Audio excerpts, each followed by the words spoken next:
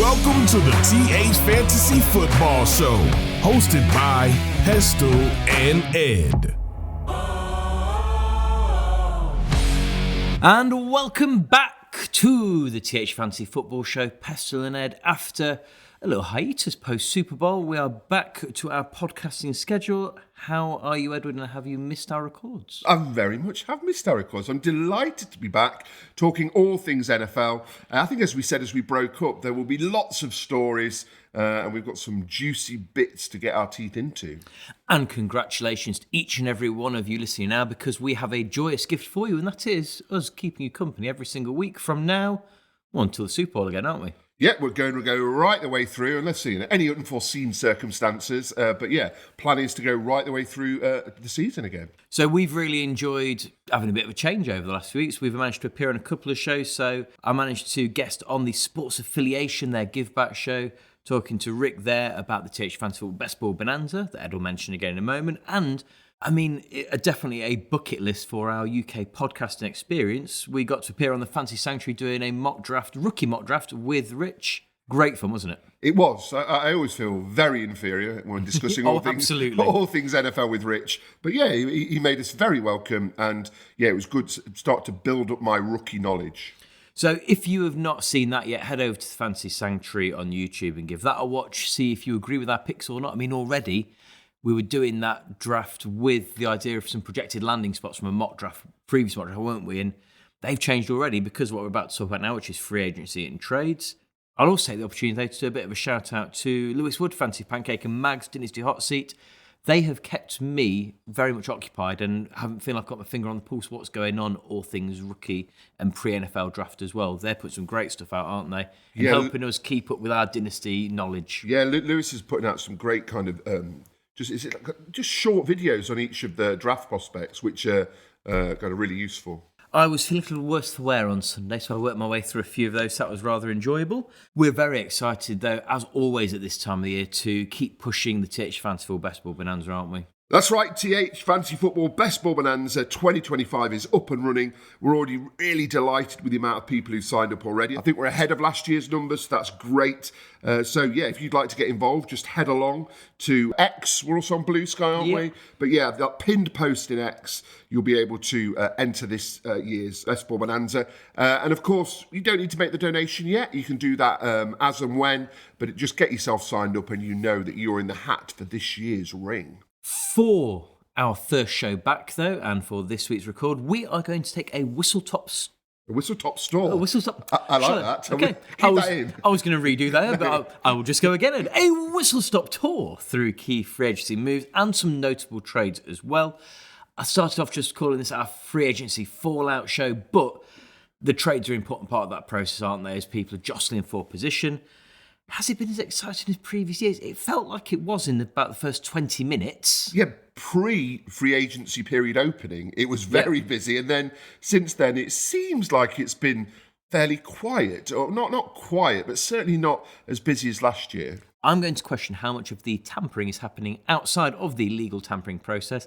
Is it possible to both approach a player and get a deal done within 5 minutes of free agency opening? I'm going to say maybe not. I think you're making outrageous accusations. Okay. Maybe, would you like this contract? Yes, please do it now. Yeah. Maybe that's how it happens. Some notable news from the Bengals. Are you happy Chase and Higgins are tied up on mega deals? I think I've got to be. I question whether we need Higgins as well as Chase, but Burrow has requested Higgins, so he gets what he wants, basically, and I'm quite happy with that. So, yeah, we'll talk a little bit more about their deals later and how it might impact their fantasy value. But, yeah, I've got to be happy with those deals. Let's take a look at some free agency and trades, though. So, it's been, very busy initially, perhaps a little bit quieter than previous years. I think some of the positions more notable than others as well.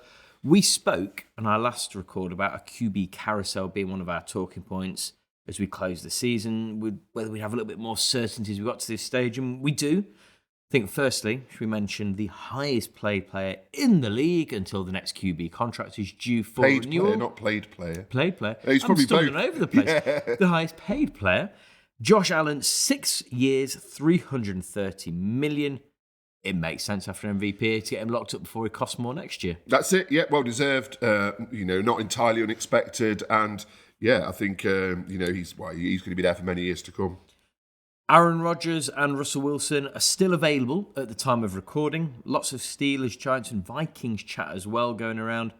We're going to have to talk about it at some point, but I've got a feeling that's what they'd quite like, Ed. So should we move on swiftly? I think so. I think, are they both past it? Possibly. Will one of them have a good season? Possibly, but yeah. Let's talk about clearly the most exciting quarterback in the league, though, Kirk Cousins. Yes, he's still a Falcon. The Falcons have messed this right up. They haven't. They really have. We did suspect, are they being super clever? No. They were just being pretty stupid. So I don't know. Will he be a draft day trade? I think his contract is too big for that. But if a team hoping for some, I don't know. Will he restructure and make a trade more likely? I think that's possibly the more likely outcome at the minute. Will he sit behind Mike Penix? This is an answer that the Falcons didn't want to find, isn't it? Because they were hoping they'd draft Penix, he'd sit behind an excellent Kirk Cousins for a couple of years, and then they'd swap over. They've really messed it up. And for a franchise that seem to usually do smart business, is that fair to say, look a little bit embarrassed? Yeah, I mean, we kind of joke about it, but I suppose I don't think they could have anticipated Kirk Cousins' drop-off in form. He was disappointing last season. Will he get given another chance this season? Is it automatic that Penix starts game one? Are we having that?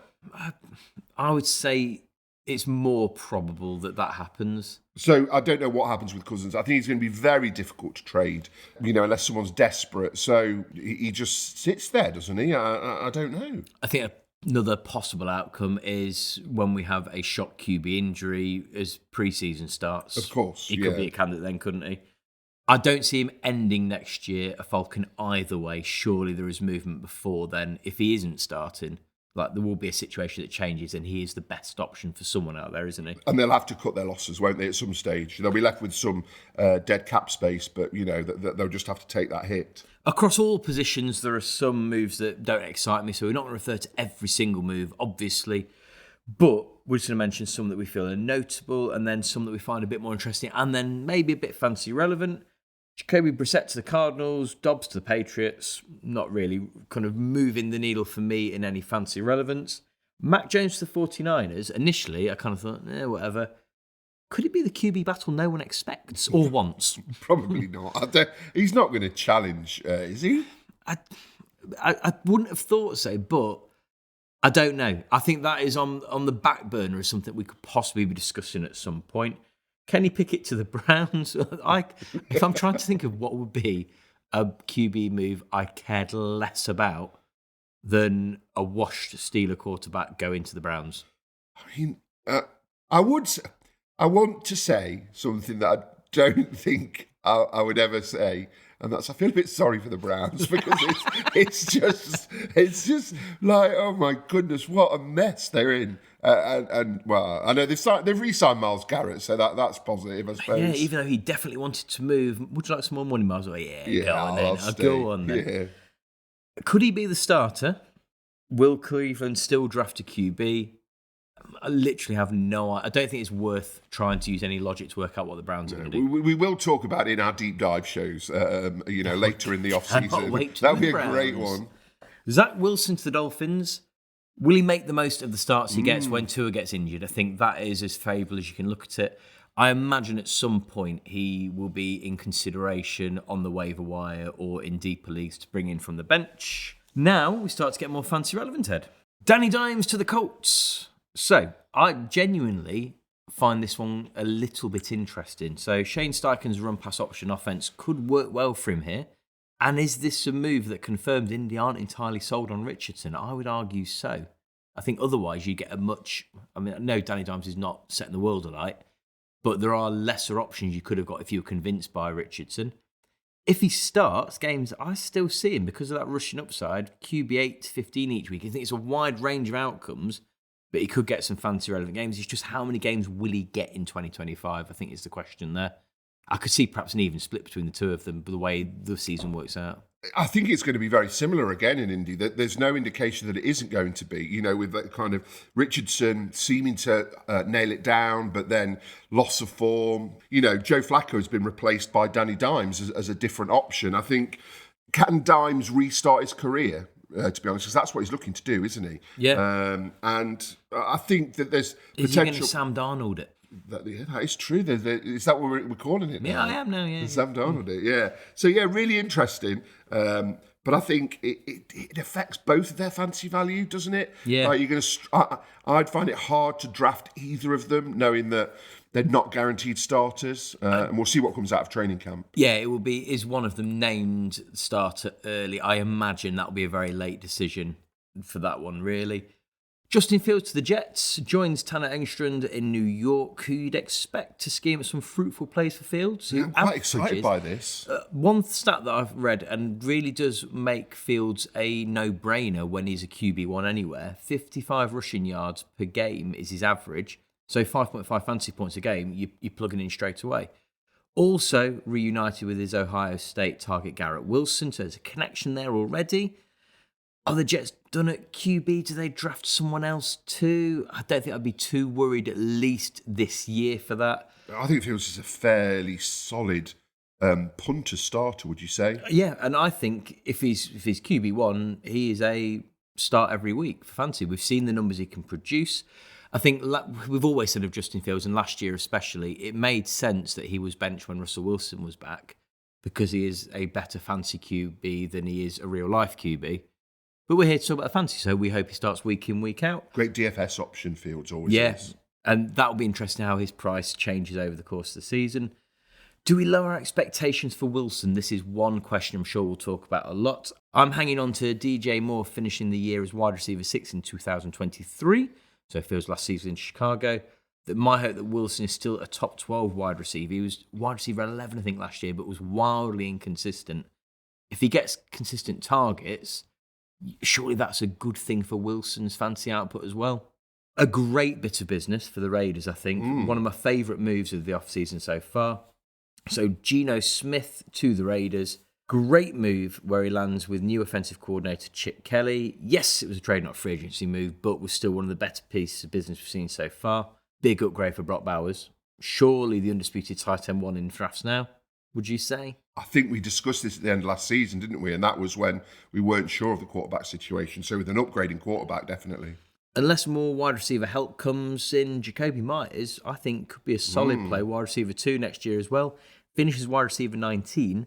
I think he could be a player I end up with quite a bit of because he's not a glamorous name, a player that people might sleep on. Finally, are you ready? Your favourite. Sam Darnold traded to the Seahawks, and his great 2024 earned him $100 million over 3 years. It's a big contract for Sam. I think, if I remember reading somewhere, that only the first, so they can cut their ties at the end of season 1 if it all goes south. Very sensible. If Sam goes back to being Sam. I just want, it looks like a relatively stable sideways move into a similar sort of scheme, but everything around him in Minnesota just seemed to work, didn't it? I think the whole him bottling it in the last couple of games of the season was very, very overplayed. That was a team failing, not just Sam Darnold failing. I think last year's QB9 is going to remain fantasy relevant. I think we'll still see Sam Darnold have those fantasy relevant games, but I think he'll be drafted based on what he did last year, and I think he probably will be slightly below that this year. And that difference between your QB8 to QB12 is significant, probably 2 or 3 rounds, isn't it, in drafts? So I see him being QB12-ish, so I think I won't get any of him again. I'd be surprised if he had as good a season this season, yeah. Sam Darnold. I think he'll do a job in a real life Seattle offense, but as a fantasy prospect, I'm not entirely convinced he's going to repeat what he did last year. This leads us perfectly in to talk about what Seattle did at wide receiver, though, Ed.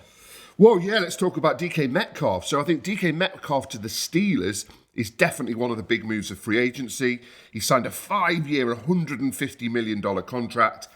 Instantly becomes wide receiver 1 in Pittsburgh. Don't know, George Pickens. Yeah, He's where he is, isn't he? Is he ahead of Pickens in the pecking order? And I quite like that. Yes. Yes. DK Metcalf becomes clearly wide receiver 1. Pickens will still get some reps, obviously. But I think the big question in Pittsburgh is who is he going to be receiving the ball from? Will it be Mason Rudolph or could it be Aaron Rodgers? I mean, Aaron Rodgers, he's heavily linked with the Steelers, isn't he? So we need to wait and see what happens. Those Vikings rumours are interesting as well. I don't know. There's no point trying to work out what Aaron Rodgers is thinking. Well, I think that's why, I'm a bit out on DK at the moment just because I want to see who he's getting the ball from because that makes a huge difference to his fantasy value. And the knock-on effect of DK going to the Steelers is that the Seahawks moved quickly to replace him with Cooper Kupp, who signed a 3-year, $45 million contract in Seattle. I mean, he's had his injury problems of late, but if he stays fit, that could be a huge bonus for Sam Darnold as he settles down in Seattle, having someone of Kupp's expertise. You've called him Sam Darnold on our show next. You've called him Sammy D. No, I've called him Big Sammy D. Big Sammy Big D. Sammy D. Was he not a character on The Wire? Yeah, I'm sure you went to Sammy D for the re-ups and not for the passes. Yeah, he's just what guy. So Big Sammy D. But yeah, I think.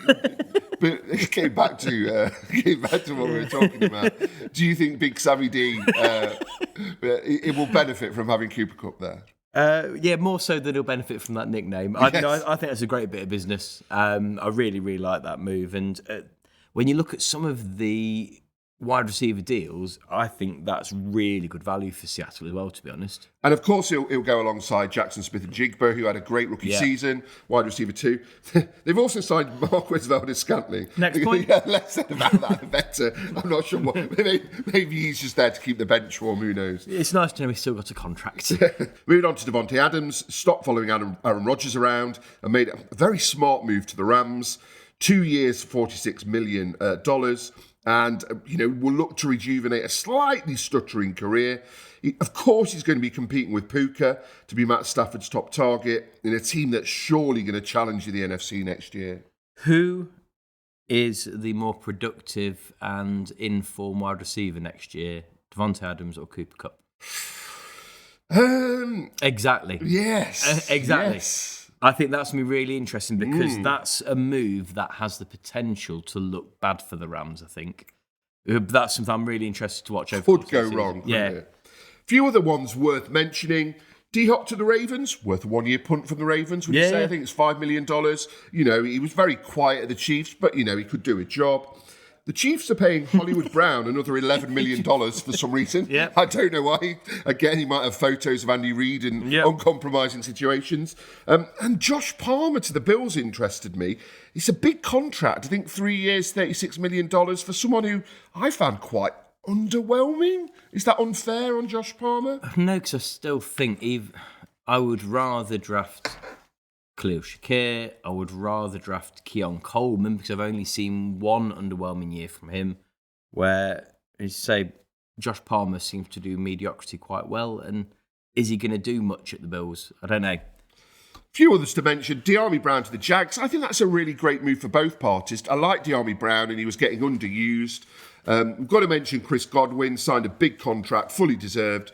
3 years, $66 million, and he'll remain as wide receiver 1 in Tampa with that elite quarterback. Oh, yeah. Dangerous Met Baker. I think that tells us all we need to know, that contract, about Chris Godwin's recovery from his injury. Yeah, he must be fine. And we'll go back to who we mentioned at the start, Jamar Chase and T. Higgins signing those big contracts at the Bengals, so they're there for the foreseeable future.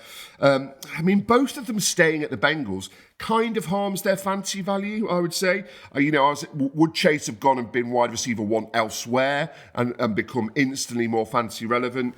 Does Higgins take receptions away from Chase if he stays fit? Possibly. So I was always wary as a Bengals fan of drafting Higgins in fantasy behind Chase, because I always felt that Higgins, of course, is impacted by having Chase there. But yeah, Chase managed to have a great season last season and Higgins was fit for a majority of it. If it all clicks and goes well, you also couldn't rule out the other side, though, where could the Bengals have 2 top 12 wide receivers? Absolute monster season, yeah. It's possible, isn't it? There were signs of that last season. The offense, was superb. It was just the defense that let them down. On to running backs. Well, after last year, it was never going to be quite so exciting, was it? Saquon Barkley, though, speaking of last year's movements, got a well-deserved extension, 2 years for $41 million.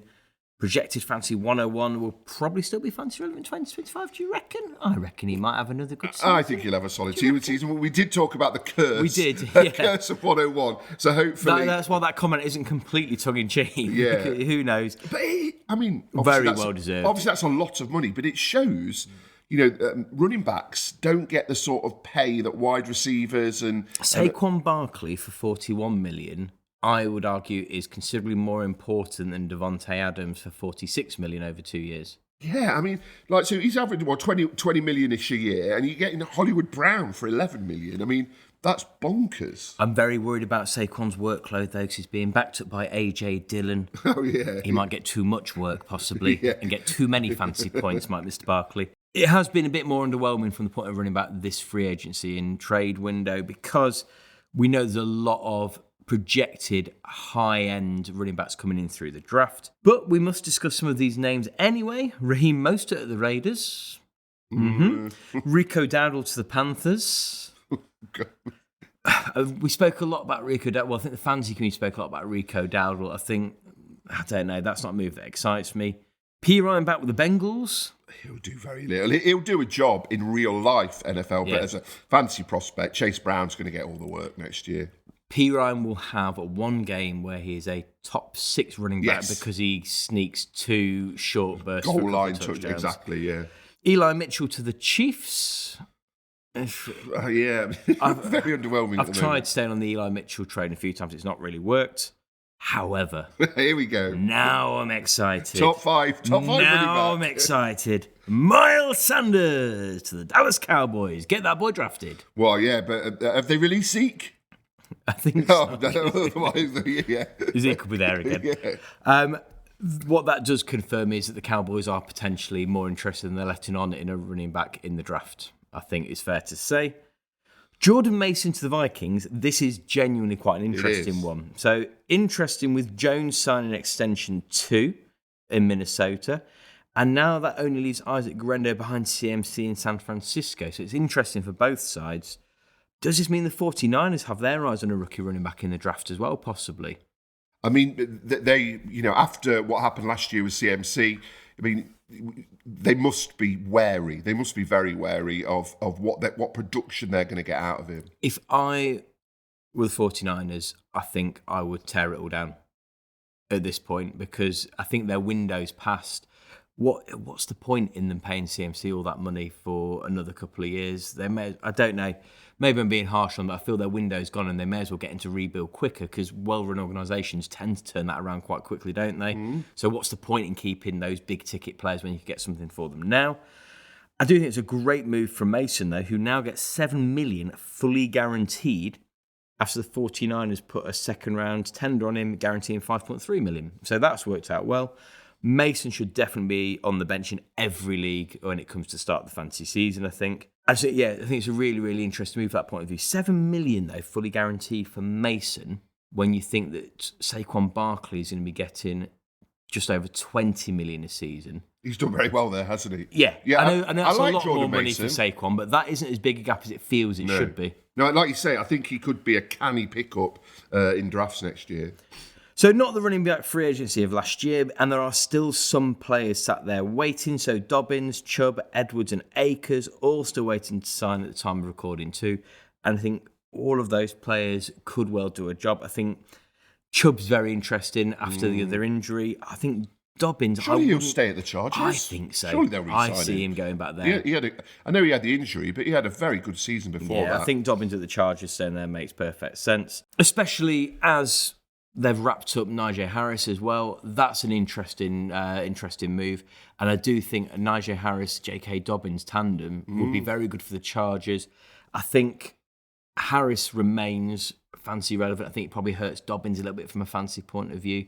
But no one was talking about Dobbins, except for me, Edward. Last pre-season. You did it very well. Everyone seemed absolutely sold on the fact that it was going to be Edwards that was going to be the lead back, and Dobbins felt a great value, and he absolutely was. Very quickly emerged as number one. Game one, didn't he? He emerged as number one. I do think that Harris's move impacts him if he does stay on there. But yeah, Najee Harris moving away from Pittsburgh and across to LA is a really interesting move, and I think is one that I'm quite excited how that'll turn out, especially with his work in the receiving game. Because Justin Herbert's known to like the odd check down every now and then. So that could work very well for his fantasy relevance there as well. Should we wrap it up with tight ends, though? Yes, I mean, you say it's been quiet at running back. It's been very quiet at tight end. Travis Kelce isn't retiring. That's Shocker. Probably the biggest news. So he will again start to become fantasy relevant after your fantasy playoffs. Yep. So he's not really relevant. Again, it's going to be fascinating to see. He'll probably go in the top 5 of tight ends, but I don't think he should do next season. Yeah, he probably will, won't he? Just maybe even top 3 on name value. I'm still far more interested next year in Noah Gray than Travis Kelce, I think. Yeah, I mean, we were this season, and he's interesting to look at, isn't he, Noah Gray? And you kind of almost feel for Noah Gray. Can Travis Kelce just retired? Go off and make music with Taylor Swift or something like that. But I think one of the big moves of free agency has been Evan Engram to the Broncos. Big move this. 2 years, $23 million deal. And another weapon for Bo Nix, who had very little production from the tight end position in his rookie year. So to give him that further weapon, I think is really exciting for Engram and for Bo Nix. So we spoke about on the mock draft show we did with Rich about Loveland being projected to go to the Broncos, and we thought that was a brilliant move then. This is a really good move for all involved. Well, I think this is, although it's not one of the more glamorous big name pickups in free agency or trade, I really, really like this one. I think is good for Bo Nix and Engram's fantasy output as well. I'd go on record now and say I think Evan Engram will be a top 5 tight end. I think he's produced in the past. He was I think was it last year he really struggled for touchdowns, or was that the year before? There was one year where he struggled for touchdowns despite getting big output. But yeah, he's a quality tight end, and pairing him up with Bo Nix is really exciting.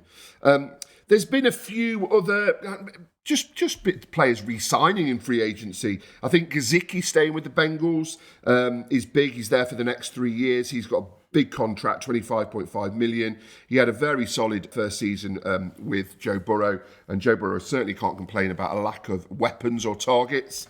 Juwan Johnson staying with the Saints on a similar contract. Again, I think he'll be tight end 1 in New Orleans, and he'll be a decent fantasy prospect. Zach Ertz with the Commanders for another season. Very reliable option last year, but he is going to have competition from John Bates, who signed a 3-year contract. So it'll be interesting who emerges as Jaden Daniels' favourite tight end in Washington, because I think that they'll both get some workload. There we go then. So I'm sure by the time we're back next week, there'll be a few more moves in there as well. I'm sure several of these players that we think we now know where we might like them for fantasy will change over the course of the off-season also. I mean, draft next is where we really start to get an idea of the value of these players, isn't it? And then starting to get into fantasy draft season already, Ed, hopefully. Yeah, I've not done a draft yet. I feel, no. Yeah, maybe. In post-draft, we'll get a cheeky little best ball 1 or 2 in, won't we? Yes. So speaking of the draft and speaking of the rookies, we will be back next week to start our sequence of rookie preview shows. We're going to go through each position, and then we've also got Rich returning the favour, joining us back across as well, bringing all of his expert knowledge on this year's rookies to give us some rookie sleepers to potentially look at. Well, I love hearing about rookie sleepers. Yeah, I need to have a look back to who we recommended last year and see if any of them worked out. All I can remember is I was very high on Dylan Laub after that show. Oh dear. Yeah, it didn't work out great. Still, someone's got to be on your taxi squad, haven't they? That is it from us then for our first show back. As I said, we are looking forward to being with you from now all the way through to the end of next season, unless, I don't know, we just can't be bothered one week, but I'm sure that won't be the case. No, how dare you. We're also going to be dipping our toe into the beautiful waters of YouTube soon as well, so keep your eyes out on our social media platforms for that, and hopefully you won't only get to hear our lovely voices, but see our beautiful faces too, Edward. You lucky so-and-sos. But I think, for now, someone's face you never get to see because he lives away in Denver and we never recorded him. Malcolm, take us home. You have been listening to Pestell and Ed of TH Fantasy Football. For more content, follow TH_fantasy_NFL on Instagram and Twitter.